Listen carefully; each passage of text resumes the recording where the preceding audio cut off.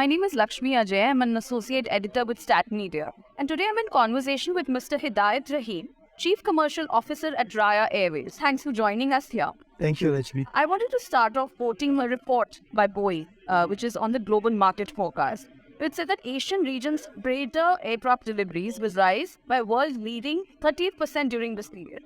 And you have always been optimistic about the fortunes of Asian air freight companies to meet this demand for air cargo need.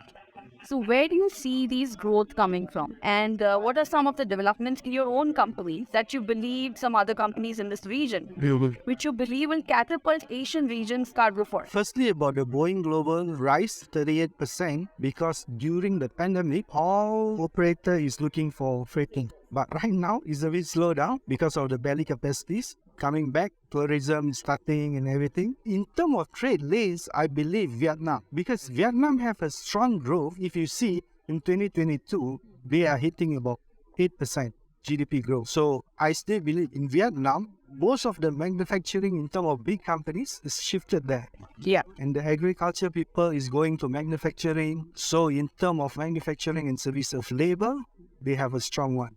And also their business policy with the world is very good at this moment. So they have an ease of doing business. Yes. And you mentioned China as well, right? That's where also you see the growth happen, closer to them. Closer to them. Yeah. Because China has always been the warehouse of the world. So I still believe once they fully open up, they did now, but it's still like a wait and see market kind of thing. See who want to start first, we wait first, what can go wrong, you hold on. So it's a learning for everyone in terms of opening up. If they had opened up before, I think it will still maintain the way it is. You also spoke about some expansion in your fleet. Yeah. What's your current fleet size? Okay. What do you have? Currently, we have 4 767-200 freighters with a payload of 40 tons per aircraft. And we have 1 737-400, is about 17 tons payload. So add up, we have 5.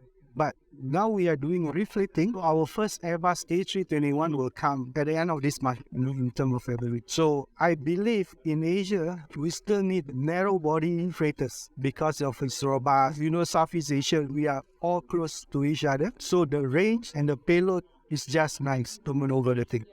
So Raya Airways has embarked on an expansion spree in recent years by strengthening your fleet of freighter aircraft. Tell us a bit about Raya Airways' growth and journey in the Asia-Pacific region. I believe that recently you made inroads into Nanning, China, and Ho Chi Minh, Vietnam, which you mentioned, that's where you see your growth coming from.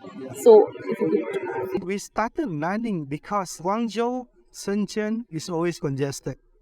So we take the alternative to fly into Nanning and we develop Nanning itself. So basically we have daily flights into Nanning. When during COVID, sometimes we have double day, but now it's loosened up.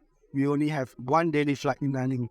But we are still taking some other cargoes from the south to consolidate and push into Nanning to ease off the Guangzhou and Shenzhen traffic.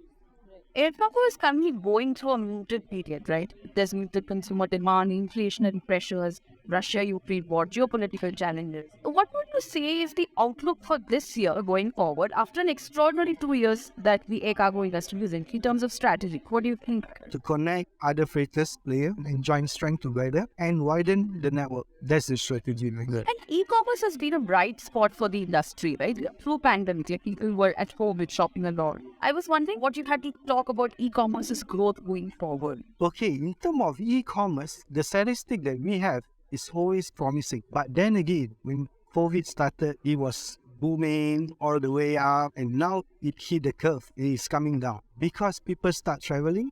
People don't use the phone to buy. It's just getting used to it. It will normalize again, but we don't know when. What kinds of cargo segments are you strong in, and are you looking at adding new verticals? Basically, we are good in e-commerce. We love e-commerce, but we also love oil and gas, especially to East Malaysia. So we are looking at all this to work with the company directly in terms of supporting them. Basically, oil and gas, of course, general cargo, and also e-commerce. So how has this, the oil fortunes are going up and down. So how has that affected your business? It affected a lot because ringgit is not strong. Ringgit is quite bad at the moment versus the US. Anyway, we still have to survive. And what do you look at when it comes to expansion for your company? What are some of the strategies that you're employing when you see growth coming now? What do you plan to do? Basically, we work with agents or our partners in certain countries. We ask for the intel, the groundworks, know what is what. We also work with freight forwarders directly when they have demand or the risk. We try to consolidate and study, and we also took part in their tendering process. So from there, then we will know where to fly. Because route profitability is very crucial because we are freighter. We don't have passenger to subsidize. We don't have ancillary income to subsidize. So we are pure freighter. That's why profitability in terms of route is very important. You're saying profitability is key. Yeah, the route profitability, because we can't fly empty and come back full. It's very hard to break even. You're looking at the India, Bangladesh, Sri Lanka region. Yes, of course. Bangladesh, we are looking into it. India also, we are looking into it. Basically, we wanted to make maybe a virtual hub. That's why I'm talking to certain airlines to do some alliance. Maybe we can do a feeder to them. And also into the Middle East, like Dubai, Saudi. We are also keen to look into Central Asia, like the Kazakhstan, Turkmenistan, all this. So there's quite a fair demand. So we are looking into this. We are studying it. You want to foray into these. Yes. So you're looking at having a virtual hub in India. India or Bangladesh. Both. Yeah. Thanks for this conversation. Thank you, Lakshmi.